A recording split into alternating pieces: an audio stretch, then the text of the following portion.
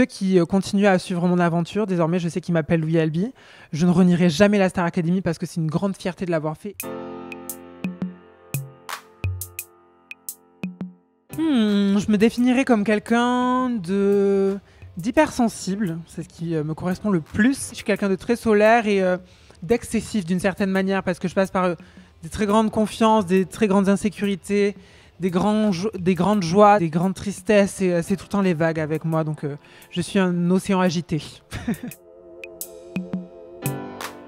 Je suis très fière du résultat parce que on l'a fait très rapidement, mais d'une manière très consciente. On a été très soucieux du détail. On s'est vraiment attardé à absolument tout sur cet album. L'image, les sonorités. On voulait que ça me représente à 100%, que dans 10 ans, 15 ans, je sois aussi fière de mon projet. On a tout travaillé énormément et c'est pour ça que je suis super fière de mes équipes et moi parce que le résultat, c'est juste moi à 100%. On ne peut pas rêver mieux et c'est rare de nos jours pour un premier album d'artiste. J'attendais rien du tout sur les retours, mais je suis plus que surpris dans le bon sens du terme parce que les gens étaient étonnés de la qualité. Je sais qu'il y a beaucoup de gens qui dénigrent un petit peu mon côté Star Academy et qui ne me valorisent pas trop parce qu'ils pensent que je suis directement quelqu'un de télé-réalité. Moi, dès le départ, j'étais très claire, je suis un artiste.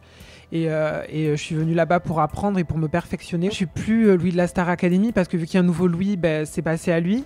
Et donc aujourd'hui, pour me trouver, il faut dire Louis Albi. Donc ceux qui continuent à suivre mon aventure, désormais je sais qu'ils m'appellent Louis Albi.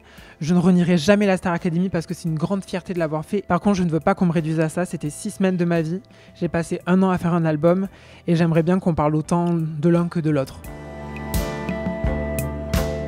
J'avoue que pour moi, tout a été extrêmement simple, je mets des gros guillemets. Professionnellement, tout est allé très très vite. Je me suis motivée, j'ai beaucoup travaillé et je suis passée un petit peu outre tous les problèmes. À chaque fois, j'essaie de voir plus loin et d'avancer. Après, ce qui ne va pas, c'est peut-être la haine que j'ai reçue, mais ça, j'en avais conscience, je savais que ça allait arriver. Et si j'en ai, c'est parce que je sers à quelque chose et que je fais changer certaines mentalités et que je soulève certaines questions de société, donc c'est tant mieux. Je pense qu'il n'y a pas de différence majeure entre le Louis d'avant la Starac et après la Starac. Juste artistiquement, je me sens beaucoup plus légitime d'être là. J'avais pas forcément confiance sur ce plan-là. Et aujourd'hui, je suis heureux et je suis juste reconnaissant. Et je me dis que si je suis là, c'est pas pour rien. Donc, je suis super reconnaissant et super fier. Et c'est surtout ça qui a changé. J'ai toujours su que je voulais être chanteur, mais j'étais en école de psychologie. Donc je pense que j'aurais forcé un petit peu et je serais devenue certainement psychologue parce que c'est hyper important pour moi d'être présent dans tous les cas pour les gens, de pouvoir les aider, les accompagner. J'ai un gros syndrome du sauveur.